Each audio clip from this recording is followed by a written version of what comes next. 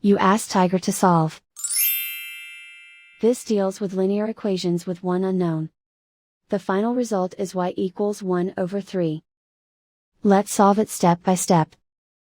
Simplify the expression. Group like terms. Simplify the arithmetic. Group all constants on the right side of the equation. Add 2 to both sides. Simplify the arithmetic.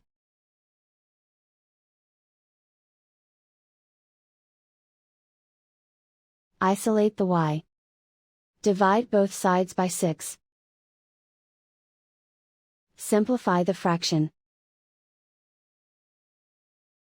Find the greatest common factor of the numerator and denominator. Factor out and cancel the greatest common factor. And so the final result is y equals 1/3.